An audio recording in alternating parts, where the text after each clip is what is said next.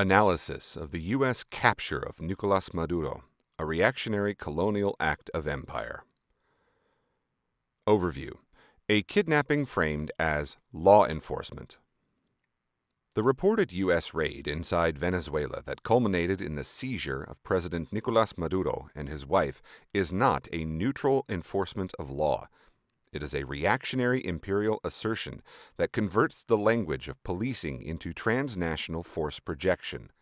The official narrative that this was a coordinated law enforcement action masks a militarized incursion across borders. It recodes colonial violence as routine bureaucratic procedure. From the earliest hours of January 3rd, the operation featured airstrikes, low-flying U.S. aircraft, explosions across Caracas, and an extraction by elite special forces. This is not a courtroom summons. This is armed rendition broadcast as a victory lap for empire's prerogatives.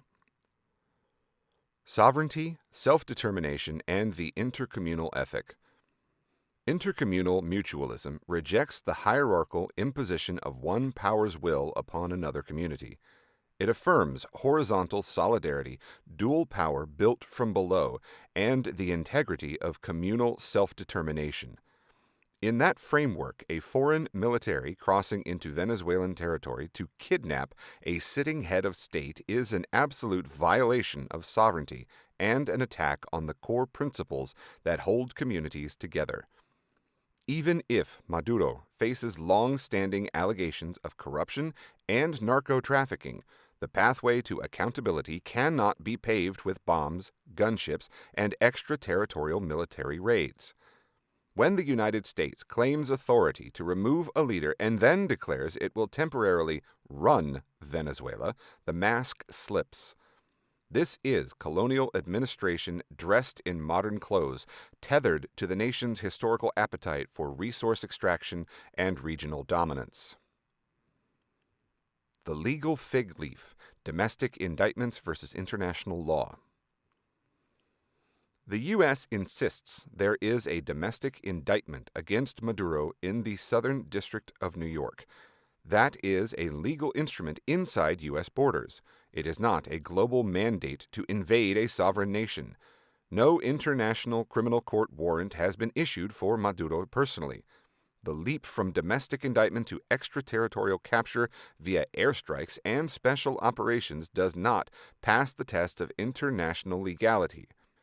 This is where intercommunal mutualism makes a critical distinction. Law is not merely an instrument to transfer bodies from one jurisdiction to another. Law must be grounded in human dignity, community rights, and a non-violent path to redress.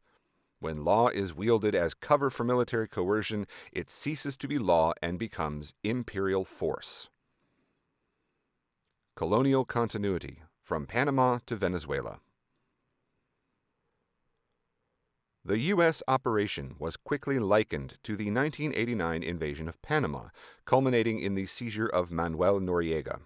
Then, as now, drug war narratives were used to justify kinetic action against a Latin American leader. The continuity is striking. The spectacle of capture, followed by talk of administering a foreign country, signals a return to a familiar colonial playbook. But the current moment deepens the danger. When a superpower announces it will fix oil infrastructure and embed American oil companies inside a country it has just invaded with military force, the economic motive is not even thinly veiled. Energy policy becomes the handmaiden of military policy. Capital and coercion move together, reinforcing an imperial economy of extraction and dependency. Empire's narrative arsenal: drugs, terror, and security. Empire deploys narcotics and terror narratives as flexible tools. These stories serve to convert political opposition and resource control into matters of homeland security. Once those labels are applied, empire claims emergency powers, bypasses congressional oversight, and persuades the public that war logic must prevail. The reported months-long campaign of boat strikes, tanker seizures, and threats of land operations set conditions for this raid. The notion that the operation was primarily protective of U.S. personnel rather than a regime change effort stretches credibility. When leadership is removed and foreign administration is proposed, the operations core is clearly political. It is a structural attempt to reconfigure a nation's governance, economy, and allegiances under the weight of American power. Dr. Huey P. Newton's revolutionary intercommunalism and the nation-state as management shell. Dr. Huey P. Newton anticipated precisely this kind of maneuver in his theory of revolutionary intercommunalism. He argued that as technology and global capital erased practical borders, the nation-state would degrade into a management shell. Its primary function would be to contain labor, discipline surplus populations, and manage resources for imperial circuits rather than safeguard people's autonomy. In this framing, the United States does not treat Venezuela as a sovereign equal. It treats Venezuela as a managed node inside a global hierarchy, subject to extraction, coercion, and administrative capture whenever imperial interests require it. Here, the reported kidnapping of a sitting president is not an anomaly. It is a predictable expression of the management shell thesis.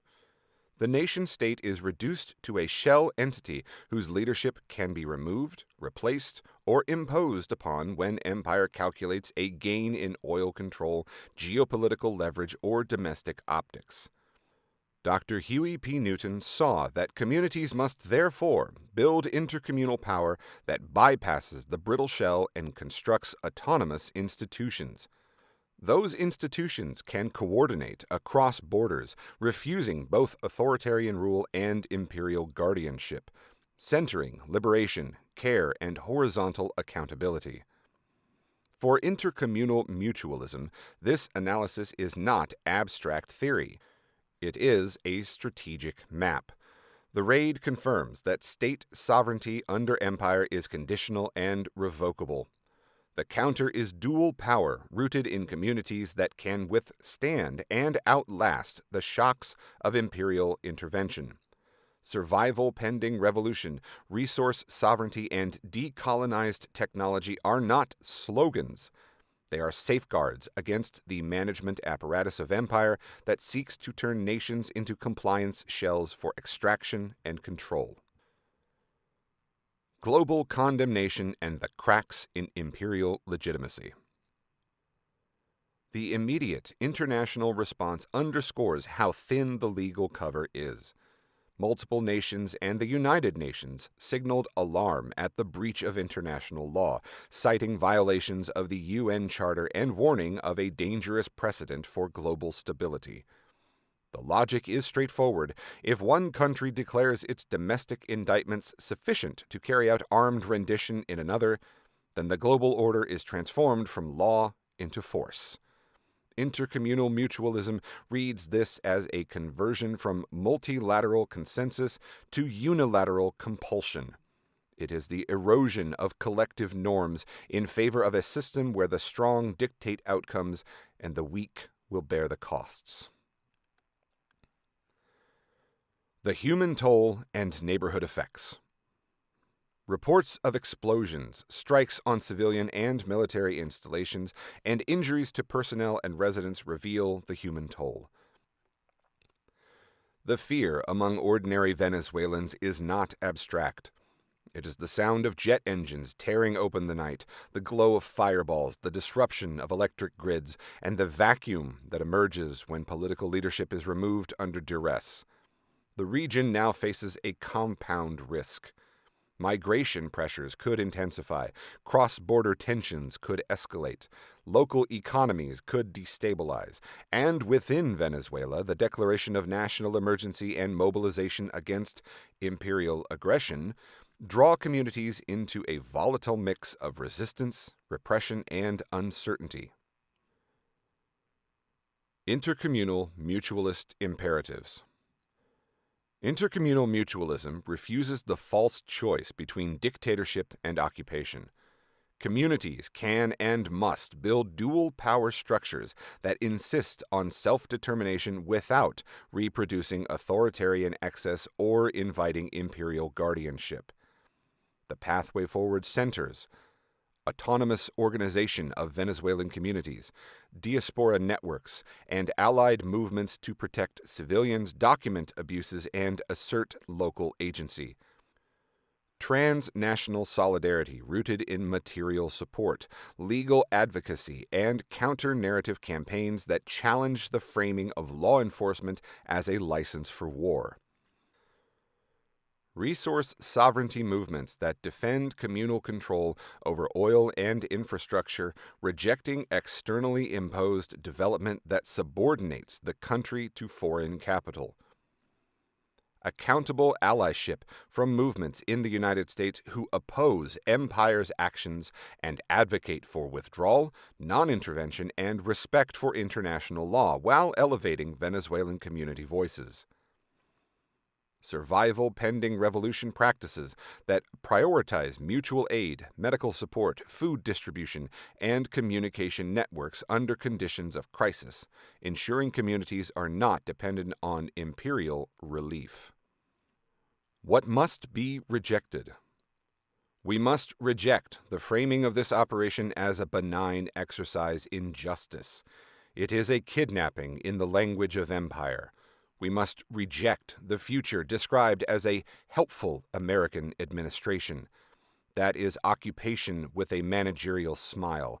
We must reject the idea that oil reconstruction led by U.S. corporations is humanitarian. That is extraction rebranded as charity. And we must reject the notion that international law bends to domestic indictments when the path chosen is bombardment and abduction rather than dialogue, multilateral process, or nonviolent accountability.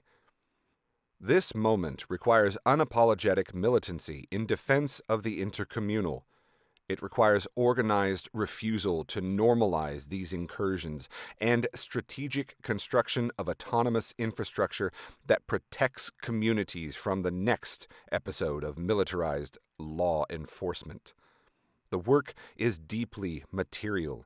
Build mutual aid networks, fortify legal defense alliances, establish international monitors, advance media counters that expose empire's narratives, coordinate economic actions that resist extractive deals and insist on community-led development.